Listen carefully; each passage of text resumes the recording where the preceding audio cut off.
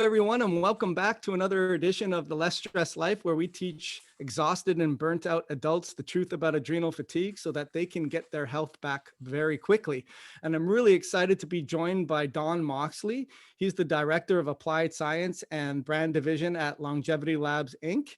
In May 2020, he began working with Longevity Labs as a nutritional supplement company founded in Austria.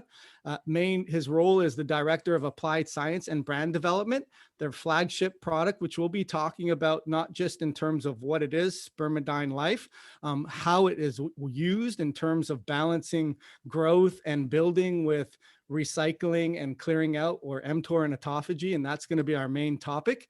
But ultimately, spermidinelife, a daily nutritional supplement that has been shown to trigger a key element in longevity, which is called autophagy. Hey, Don, thank you so much for being here today. It's my pleasure. I'm really excited to be on your podcast and talk to your listeners. Yeah, we were just geeking out a little bit before we got started here, and you were telling me about your background and how you were in exercise science. So why don't you tell our listeners who are exhausted and burnt out a little bit of your own story? So my background, I'm trained as an exercise physiologist, and I've spent 25 of the last 35 years as either an adjunct or an assistant professor teaching the exercise sciences in a couple different institutions. But while I've been teaching, I've also kept a foot in industry, particularly in the wearable industry. And I've also spent a lot of time working with high performance athletics. Back early on, I worked with the Chicago Bulls, and this was back with the Jordan Bulls. And I had two players on that team that were, I'm an Ohio State guy. I graduated from Ohio State. I wrestled at Ohio State, and that's where I did most of my work. So you've got, that provides connections. So I had two players on that team that we worked with, all the way up to where in my last direct work, I was a sports scientist with the Ohio State University athletic program with their wrestling program from 15 through 18. In the 2017-18 season, we measured 3.5 million data points on a wrestling team. And one of the big things that came out of it that really ties into our discussion today was understanding heart rate variability and heart rate's variability's ability to diagnose problems with athletes that are underperforming. We could use it for exercise prescription, understanding when do we go to the whip, when do we turn things back, but we could also use it. You could also use it in selection. We learned things, that you could actually use HRV for selection, because if someone does not have the capability to recover during either the Big Ten or the national tournament, and they can't make All-American, well, we figured out that you've got to have about 75 milliseconds of RMSSD in your HRV to make All-American. And if you don't have it, you won't make it. And we had several data points to suggest that. So became kind of a nut in HRV and understanding recovery. In my family, we've had issues in our family with post-traumatic stress. And, so whether you're working with an Olympian or working with someone who has severe post-traumatic stress, you're just on the other end of the same continuum. And the tools that we use with my Olympians and my national champions are the same tools we use with those that are just struggling to get through the day and deal with the burnout that so many people deal with. Yeah, no, absolutely. I mean, HRV has come a long way, I guess, in terms of the ivory towers now into the 30,000 view foot, not even weekend warrior, but the person who's exhausted and burnt out and just isn't getting answers. And that's who I see, Don, in terms of they've been to 5, 10, 15 doctors. Their blood tests are quote unquote normal. Right. Yet they feel like crap and they're looking for solutions. And all of them that I initially encounter with have 1,001 different supplements in their pantry. And it's not for the lack of trying or desire to get better or willingness to try so many different things. It's just they haven't cracked the code, if you will. And I think what we'll be talking about today and transitioning from what you just told me into now you have the spermidinelife and you have a product that really kicks into autophagy, why don't you kind of segue from our talk and segue from the shift that you made and how that got originated, what the genesis of that was? Well, what's interesting about it, so again, we were talking beforehand. I left Ohio State in 2018, frankly, because they weren't ready for the work that I was doing. And that can be challenging, but it was a great experience. I really enjoyed it. We learned a lot. But I actually moved down into your neighborhood. I was living down in North Palm Beach working in the cannabis business. Because while I was doing the HRV work, I had peers in the pros that were asking, "Hey, are you looking at cannabis with your athletes?" And my athletes were NCAA athletes, so cannabis was off the table. But through a connection, I was invited to come down into that business, and I dove into the deep end of the pot pool. And when you start understanding HRV, you have to understand the endocannabinoid system. You have to understand these recovery tools. And it was just a wonderful lesson. I mean, I listen, I don't know where you're at spiritually, but I believe I have a lot of angels looking out for me, and I try to keep my radar as open as possible and go where directed. And it was a great experience to really dig into that space. And while I was in that space, I get a call one day from a guy saying, "Hey, what are you doing?" And I was building brand down there in Florida for one of the cannabis companies in the medical space. And he said, "We've got this new molecule." And Dr. Rosen, I was passively recognized the term autophagy. I had never heard of the word spermidine. But I trusted this guy, and I started to dig in, and the awakening was really interesting. And I talk about the fact that I've taught in the last 30 years, 35 years. And when you teach the exercise science, inevitably you wind up teaching a nutrition class.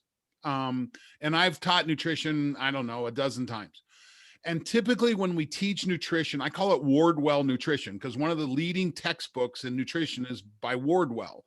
And it's the classic macronutrients, micronutrients, how to read a food label, baloney.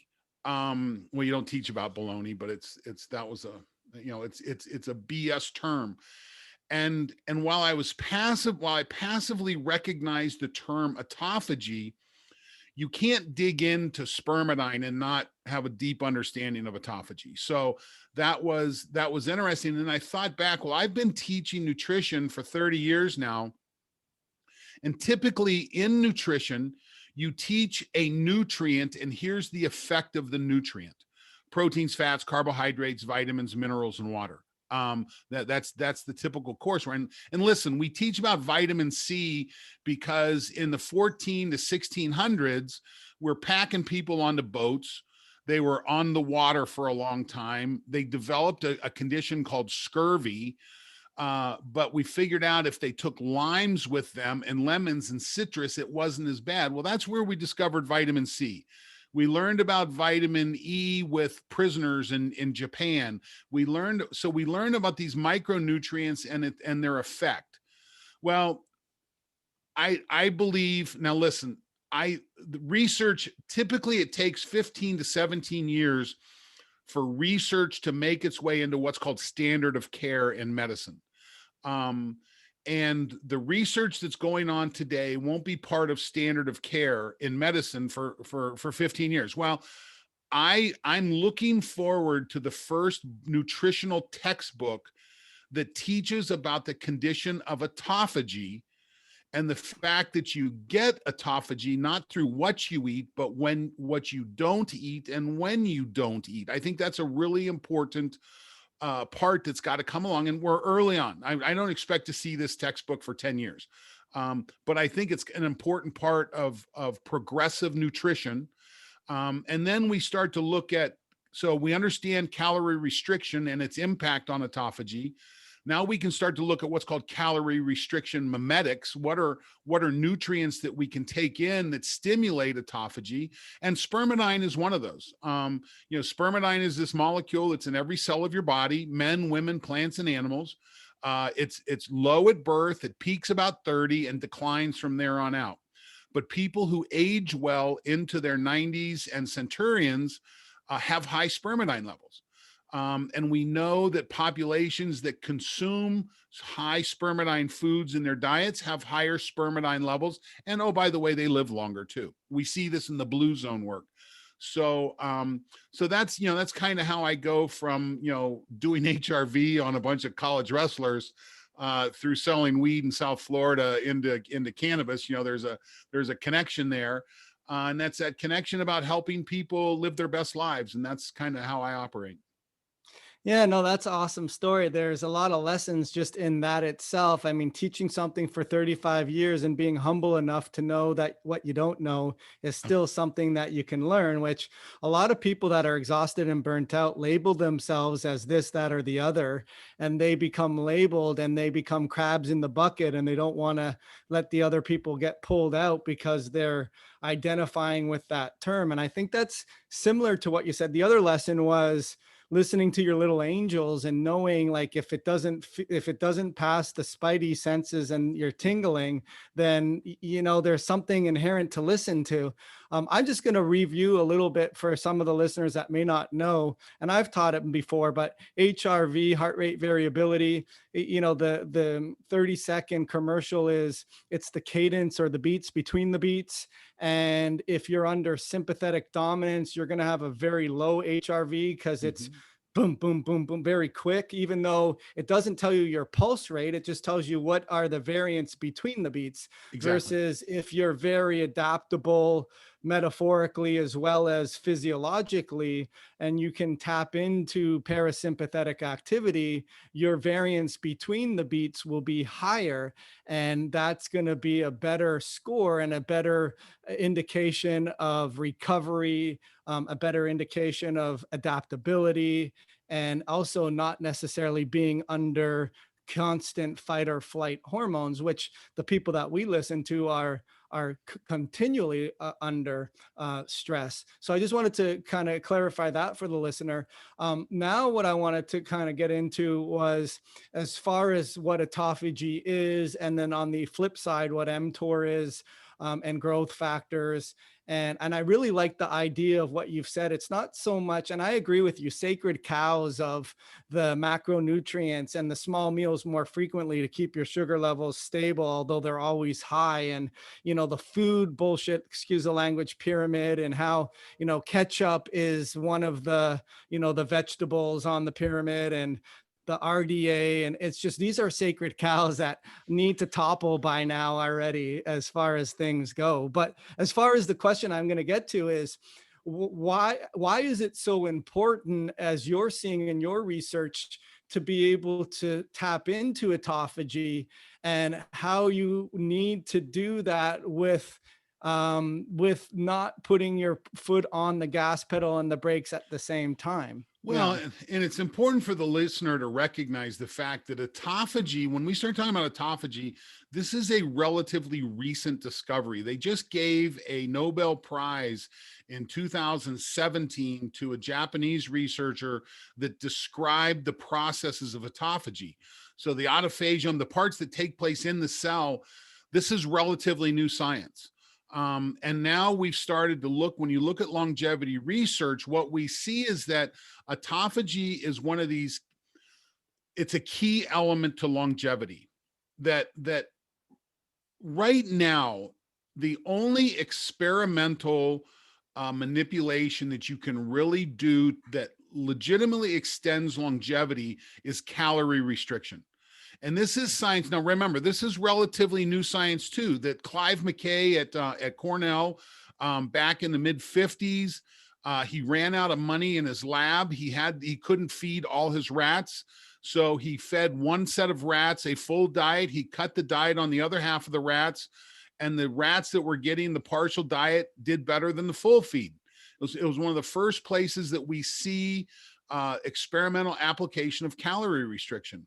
Well, this has evolved over time. It's taken a while. They did a paper in the early 2000s looking at the 50th anniversary of McKay, and at looking at McKay's work, and we're starting to see that really start to pop out in the literature as well. But we're starting to see researchers figure out why. What is it about calorie restriction that leads to improved longevity? Well, it's this autophagy process. And now we're starting to see with some of the autophagy research. Listen, we've got some papers in spermidine and autophagy work that with spermidine supplementation and the increase of autophagy, we see an improvement of cognitive performance. We see a thickening of hippocampal thickness in the brain, which has improved memory. We see improved cardiovascular fitness. Listen, there's a great paper that I'll put out there, and I think you can probably put it in the show notes. It's called Spermidine in Health and Disease. I think it's one of the best review papers when you take a look at cardiovascular benefit, neural benefit, stem cell production increase. There are all these key elements that are a byproduct of the spermidine supplementation and triggering the autophagy process. And if you think about this, listen, we live in a society now that is energy toxic. We have so much energy around us. It's leading to a toxicity, and we're trying to understand why that is. And listen, when you look at Alzheimer's or some of these dementia-based diseases, listen, we don't have a dementia drug problem in society. We have an energy issue that we have to pay attention to. We have so much junk energy available that autophagy, we never have to trigger autophagy. And what we're finding is that autophagy is a key element. Again, I go back to the textbook example that I believe autophagy will be covered. It will get a chapter in the textbooks. What is autophagy? How do you stimulate it? What are the key elements? And you stimulate it not by what you eat, but what you don't eat many times. And now we're starting to see mimetics. Again, we see spermidine. We know spermidine decreases with age. And even if you are fasting, if you have low spermidine levels, consuming spermidine increases the autophagy process. We know that. Now we're continuing to dive into that research. Again, we've got to do most of our work in model organisms. We got secondary indicators in humans, but it's, again, we're sitting on one of these cutting edge research elements that's really exciting. Yeah, it is really exciting. And, we have very similar backgrounds in the exercise sciences. And I think we'd both agree that the original biohackers, well, not the original, but the 1970 biohackers were the bodybuilders and the people that could understand that you just don't continue to lift weights. You have to go through periodization, and you have to go through hypertrophy, and then you have to go through rest and recovery and building and growing, and then come yin and yang. And, Right. and there's a really important theory. I mean, that goes back to thousands of years of ancient Chinese or Chinese medicine and yin and yang. And what I find is genetics haven't changed at all, No. but environmentally has changed crazy wise, energetically wise. And we have too much growth factors that stimulate. And I tell people, like, autophagy is really easy to think of. Think about it as the farmer harvests his crops at the end of the season, and then he'll plow the fields, and he'll help the cells or the plants or the stock that didn't get used up, and it will get recycled back into the soils, and the parts that weren't used will be composted and reused, just like our body needs to do that. And if we're not able to clear out these dead cells and these folded proteins and these, I guess, if you will, these bacteria or these microorganisms, then you're not going to be able to recover and rebuild when it comes time. But even more alarming is what we see now are things like iron enrichment in our foods, glyphosate lowering, glutamate bacteria in our microbiome, plastics and BPAs, growth hormones and antibiotics and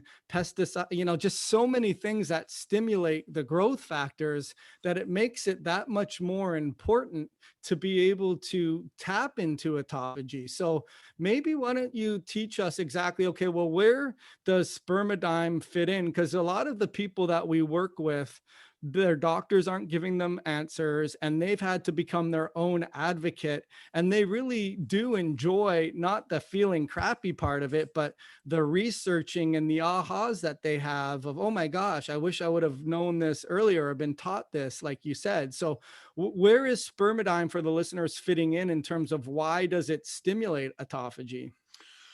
Well, the reason spermidine, what we understand now is it's a clear autophagy trigger. There's a set of proteins when we start talking about spermidine. So if you've read David Sinclair's book on lifespan, or if you've looked at whether it's Walter Longo's book on the longevity diet and the fasting mimicking diet, there's a lot of research that's starting to touch around the edge of this. But what we know is spermidine is a key trigger to some of the genes that trigger the autophagy pathway. And this is significant. It's more than just the sirtuins or the beclins. It's playing a whole set. And I'm not going to go down the genetic rabbit hole here, but this is happening intracellularly. It's a molecule that needs to be present. Now, what we find is in long-lived populations, they typically are consuming spermidine-rich diets. You find spermidine in the fermented soy product natto. And if you've grown up Japanese and that's been part of your diet, go crazy. If you've grown up in the States and you've never had it, you're going to find it disgusting. It's pretty hard to choke down. Or we see it we extract ours from wheat germ, but we get it from European wheat germ. We've not been able to do it in the States yet, and we're looking, but our wheat germ is coming from Middle Europe, Austria, Southern Germany, Northern Italy, Switzerland. The Europeans are much tougher on glyphosate. So we're able, and there's a range. So a big part of what our company does is, first of all, we have to find spermidine rich fields. Not all wheat germ is the same. Then we bring that in, and we eliminate probably half of what we bring in because the spermidine content isn't high enough to refine. And then we refine it with a water-based process. The only thing we use is water in creating our spermidine rich supplement. You can eat wheat germ. You can eat soybeans. You can eat a lot. There's mushrooms that have high spermidine contents. The problem is you don't know what the content of the spermidine in the product is. That's the challenge. And that's what's created the opportunity for us. So I want to jump back because you asked me earlier. So autophagy and mTOR. So what we know, and you and I have both, when you're working with athletes, you're typically dealing with someone who's 30 years or younger.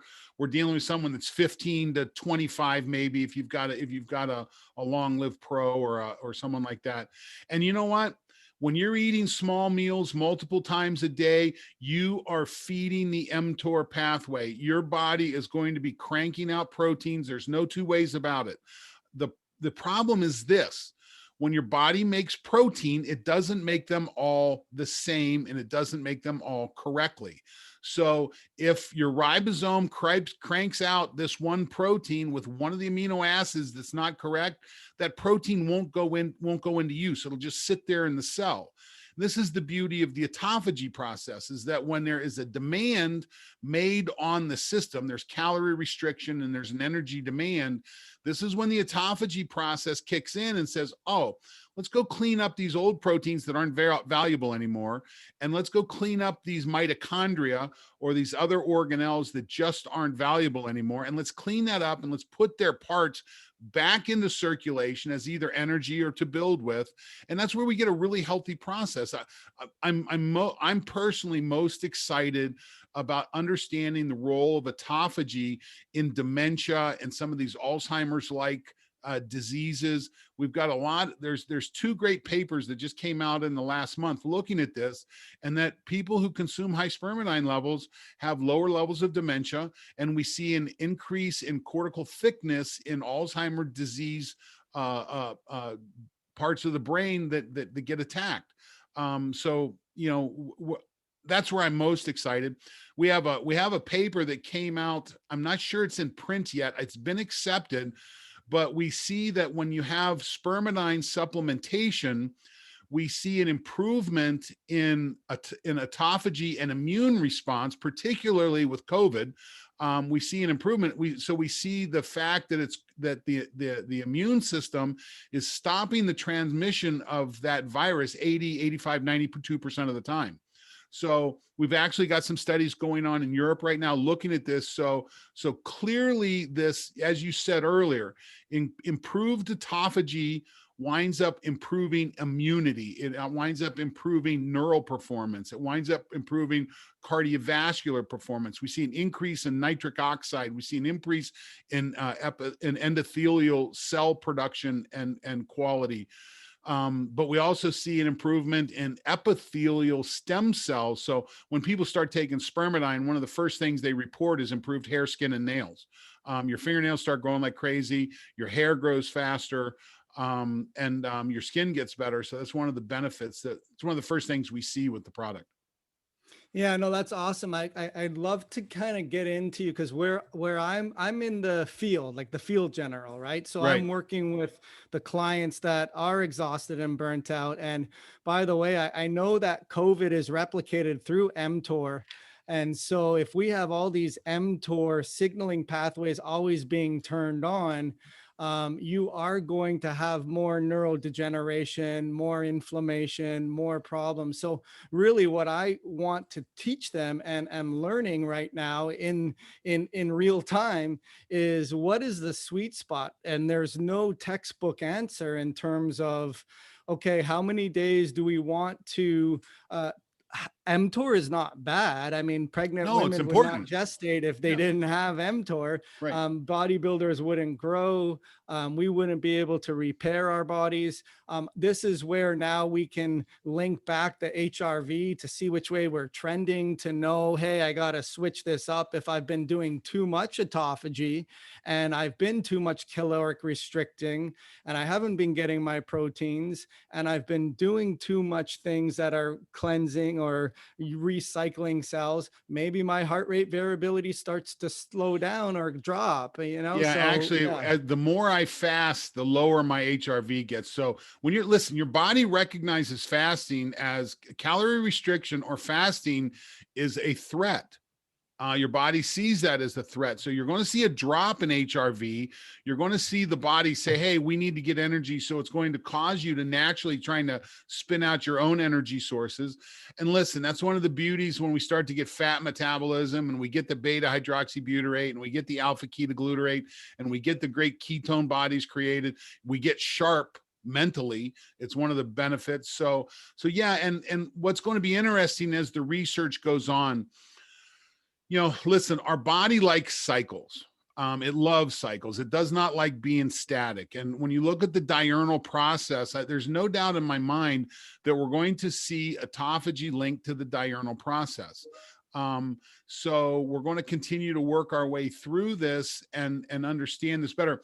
One of our challenges right now is we don't have a great autophagy marker. I can't take your blood. I can't put a wearable on you. It's a challenge now. And, when we look at fasting, I don't know what you see with your customers, but, I know when I first started fasting, I was actually living down just north of you in a 1-bedroom apartment by myself. I didn't have any family that I was having to work with. So doing some kind of a crazy meal manipulation was really easy for me. Now that I'm back up north, I live with my wife. She works a little different schedule than I work. My daughter, who's now just finished up her first year of graduate school, is back living with us. So coordinating family meals with 3 different schedules and fasting can be a challenge. Now, and I don't know about you, the first time I fasted, I got to where I was going 30, 45, 60 days of solid 18-6, throwing in 24 and 48-hour fasts at least once a week. And I felt great. Well, what we're seeing though is that people who are fasting too much are starting to see a drop in lean mass. And that drop in lean mass, listen, you've got to maintain lean mass for longevity. It's the number one predictor of quality life is strength and power. So you want that mTOR process, but we need the autophagy process to constantly clean those cells and make sure that we're not fighting, that our cells are able to fight the immune process that's going on, that the rest of our body has to protect against. Does that make sense? Yeah, no, it just speaks to the yin and yang of everything. There's a Goldilocks zone of not too little, not too much. I think it first comes down to, Don, the fact that what is your goal and what is your number one challenge? Like if you're catabolic and you have problems putting on weight, then you're going to want to emphasize a little bit more your mTOR strategies. Whereas if you're overweight and Insulin you know, you resistant, like see, 75% of the population. yeah, and I think those are surrogate markers. I agree with you. There's not specific markers. I think there are really good surrogate markers that are correlated with if you're in autophagy, like knowing about your ketone levels or your glucose ketone index. I think those are good. Insulin growth factors and fasting insulin are good mTOR markers. But it comes down to what is your personal goal? What's your age? What's your health challenges? And I agree with you in terms of not just circadian rhythms, but over the millennia, how our bodies have been engineered for feast and famine, and how we go through periods of abundance. And those are the years where we're harvesting our crops and we're able to go through indulgence. I'm sure Or that certainly our the season. Certainly the the season. Maybe seasons, not the year, that's but the what season. Yes. the seasons. Yeah. And there weren't refrigerators or 24-hour delivery services or all of these lights that would stimulate our pineal gland and create melatonin shifts. So Mm-hmm. I think we're dealing with a lot more environmental cues that throw us out of the natural rhythm, and we've lost the coherence with the earth. And it behooves us to be that much more aligned with what we have to do proactively. So I guess the question would be, the as far as developing protocols around that, I am teaching my audience and the people that I coach one-on-one, once we do get a genetic blueprint of what your potentials are, what your Mm-hmm. susceptibilities are, what rocks to look under, once we get an idea of your, if you will, your scorecard of what are your variables or your analytes that are not just laboratory high or low, but are functionally trending towards a C minus versus a failing grade, and be able to assess what's going on there. And then be able to come up with a protocol of not driving with your foot on the gas and the brakes at the same time. And that means, okay, I don't want you to be doing all of these mTOR stimulating nutrients, lots of proteins, lots of carbs, lots of B vitamins, not regulating your iron. I personally don't feel that mTOR will ever be shifted off in today's day and age just because of EMFs themselves. Well, Right? you don't want it. Listen, when mTOR shuts down, you're dead pretty quick. We're constantly reforming proteins in our body. The Right. challenge is that we know that we make a bad protein. There's a bad protein ratio that starts to build up, and we've got to constantly replace that. So again, it's your yin and yang constantly driving that process. Right, right. So as far as though in your bio, it says that it can be used every day. So I'm just going to be ignorant in this fact and sincerely ask the question. If I don't want to constantly, like, I agree, like you'll never turn off mTOR if you could just slow it down enough so that autophagy can actually kick in Or don't and overfeed can, it. yeah, Yeah. right. Don't overfeed. But how, like, how is your experience anecdotally or with the research that the spermidine is doing, it's a supplement for daily intake, because I'm Mhm. open to changing my thought process. I really like to use these surrogate markers and these wearables and these data tracking to get an idea, and of course looking at the scorecard, how they change, and most importantly subjectively, how are you doing. But I also realize that, like you just said, there's a Cinderella zone or Goldilocks zone of, you just can't be in autophagy all the time. But Spermidine Life is a product that has been shown to be able to allow mTOR go, even though you're using an autophagy based product every day. Well, remember, spermidine is going to trigger that. And you're always going to have the pressures back and forth that with calorie consumption, you're going to get the insulin like growth factors, the insulins, you're going to get the triggers for autophagy. If you then are going to calorie restrict as well, naturally put that into your diet, you've got to have the underlying molecules. Listen, we don't need to supplement mTOR. It's in the cell, or we haven't figured this out yet. It's what we know is that there's been plenty. You know, we don't need Richter or Raptor, or whether it's mTORC1 or mTORC2. So that being said, what we know is that as spermidine drops, autophagy drops. And if you think of protein development as well as autophagy being cyclical, you're going to see those two pressuring each other back and forth. But in the absence of spermidine, the pressure stays on the mTOR side. It doesn't shift over to the autophagy side. So what we're finding from our research is that there needs to be a serum level, and that we supplement at that level.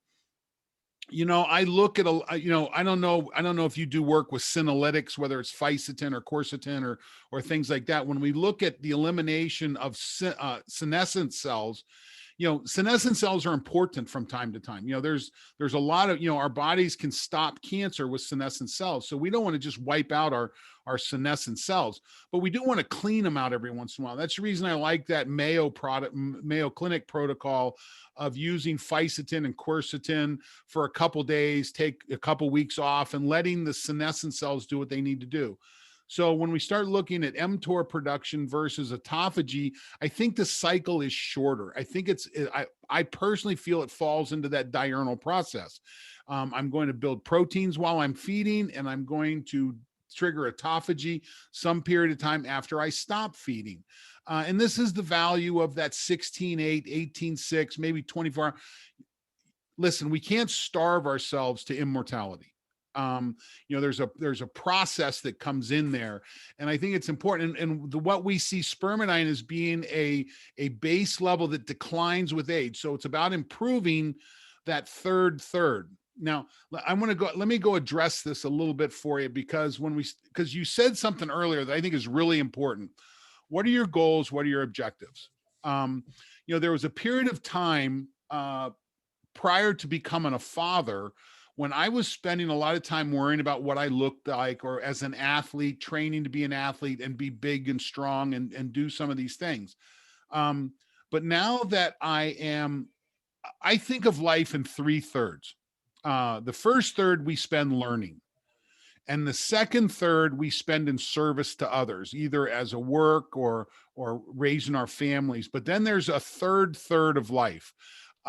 My wife and I are getting ready to go into that. My daughter, we have one child, and she's finishing up grad school, so she will move out of our house probably permanently in a year. And she and I don't ever listen. I love to work. I love what I'm doing. I hope I never retire, because I love learning, and this is just a place I like to be. But I'm moving into my third when I'm doing things that I choose to do for myself, not for others. That trip of a lifetime, or I can't wait.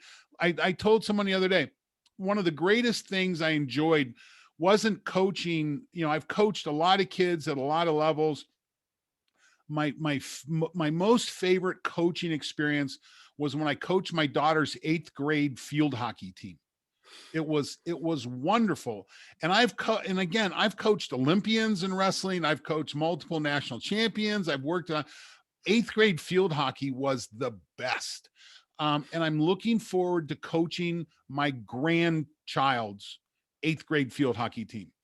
So all of a sudden my purpose now, it's funny that we got into this because I have an outline for a book that we are putting together called The Hallmarks of Longevity Science. And when we look at the hallmarks, I have, are you familiar with Stephen Covey's The Sure. 7 Habits of Highly, well, you're familiar Yeah. with his rocks in the jar analogy, right? Right. Yeah. What are the big rocks in the jar? In my mind, the 4 big rocks in the jar are exercise. You cannot ignore it. But the note I have next to exercise is stop exercising to lose weight. Nobody takes a picture of their scale and hangs it on the wall. Okay. It's a horrible goal. Um, Exercise for what I call trainable life events. And it could be a 3K, it could be a 10K, it could be a vacation.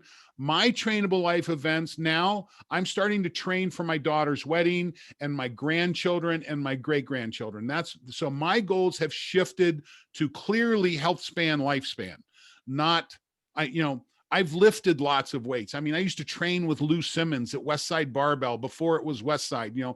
I've moved lots of weight. I've competed. I'm beyond that. So now all of a sudden my objectives have shifted to longevity. I am very insulin resistant. I'm diagnosed as a type 2 diabetic. I have to pay attention. Listen, if a mad famine kicked in, you skinny little muscular types, you're going to be gone before us fat efficient guys go. But when we live in an energy toxic environment, I have to be careful. So I'm shifting into my third. We're looking at what happens hormonally. So let me go back to the 4 rocks. Exercise. I don't exercise to bench press and squat anymore. I exercise for mobility and safety, and I exercise for mitochondria production. So I've shifted from my cardio work to where it's zone 3, 4, and 5 to where my cardio work is zone 2 and 3 now, because I'm trying to feed my mitochondria all I can. So exercise. The second rock in the jar in my book is food from unprocessed sources. I don't get into vegan, carnivore.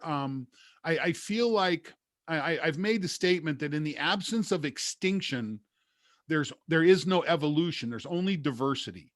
And I believe it's fair that with the diversity we have, some people may do better vegan, some people may be doing better carnivore.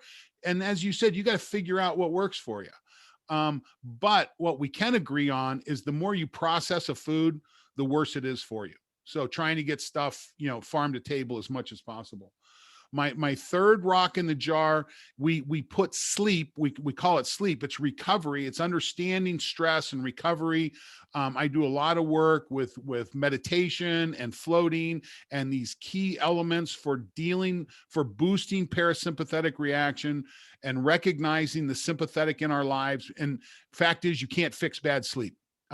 You can't hack. You have to have good sleep. Then you can put CACs in on top of that. And then my fourth rock is photobiomodulation. I think the amount of light that we get on our skin has become a problem. So those are my 4 big rocks.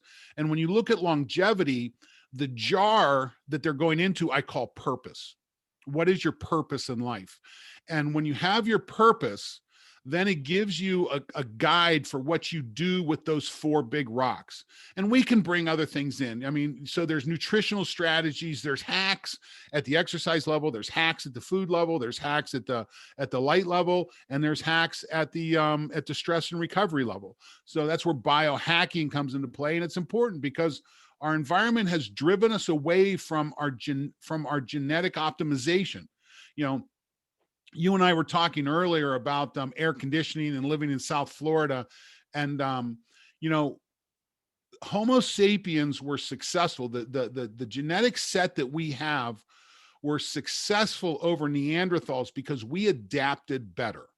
Okay. So our genetics love adaptation. Well, unfortunately, we now live in environments where we don't have to adapt. We live in houses with flat floors and don't even have stairs, you know? So why do people have so many back problems?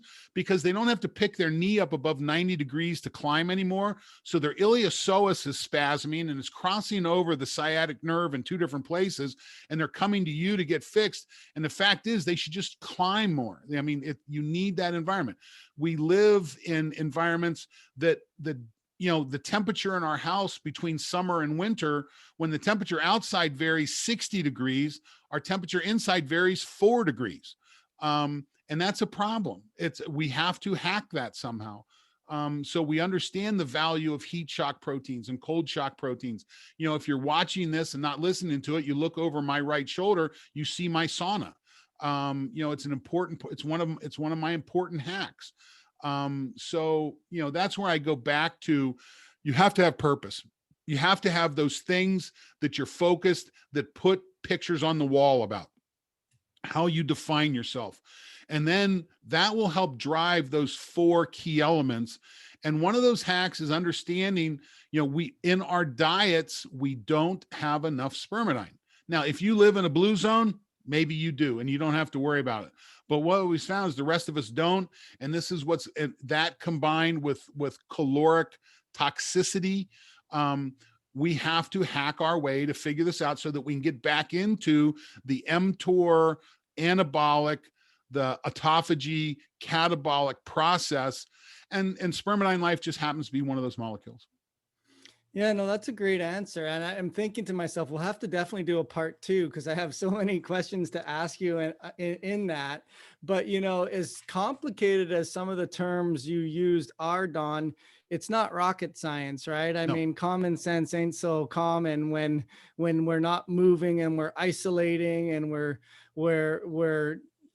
anyways, that's a whole other slippery slope, but we do need to move, right? We need to be active. Let's go back to the jar and the 4 rocks. Okay. It starts with purpose.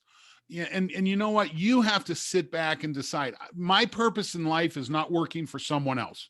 You know, it was interesting for me when I left Ohio State back in 2018. It was hard because I didn't want to leave. You know, listen, I've got the Ohio State tattoo. You know, both my brothers went there. My daughter went there. You know, my parents' sons and grandsons, we have 16 varsity letters from Ohio State. We have 9 degrees and 16 varsity letters. My 2 brothers and I met our wives there. We've got 97 years of marriage from relationships that we developed at Ohio State. We are true blue, and it hurt to leave, but I feel like the universe pushed me away. It said, your work here is done. And so I had to sit back and figure out what my purpose is.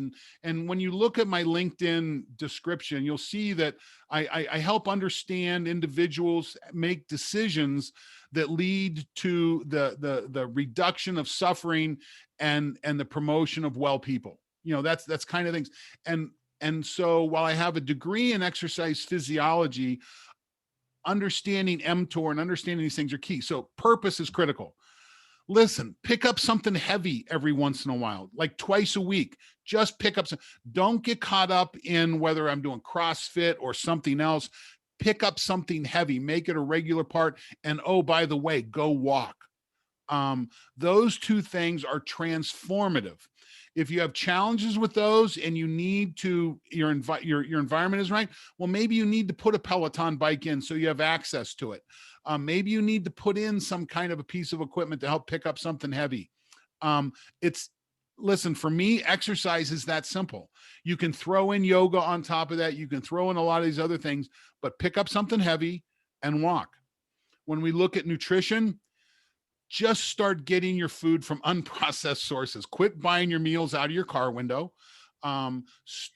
You have to learn how to cook. Okay. You have to learn. And the more you cook, the better you're able to acquire food from unprocessed sources. When we take a look at sleep and stress, learn to go to bed without a TV in your room. Turn off the lights, get to bed at the same time on a regular basis. You know, I used to love to sit up and watch the Tonight Show and those shows. I used to really enjoy that. But you know what? when I understand sleep and recovery, I have a DVR. And if I really need to see it, it's there in the internet, and I can get it when the sun's up. And then finally, light. Listen, when I was living in Florida, I am a brown bean. I have a Native American background, and the sun, my skin loves the sun. But when I'm up north, I have to have hacks for that. My wife and I have a Juve unit. We put in a near infrared unit. One of the most, my Juve unit will lower my blood sugar more than insulin. Think about that. Yeah. Now I'm not an insulin. I had a bad knee surgery back in September that I wound up with a MRSA infection from. So I was very ill in September and October, and I couldn't walk, and my diet was horrible, and my blood sugar got out of control, and I had to start to use insulin just to maintain that. Well, I've stopped using it now because I'm doing it all with movement and with what I eat. But I pay close attention to it. I use a CGM, and light is going to become even more dramatic as we move on. So those are the 4 big rocks, but they go into a jar called purpose.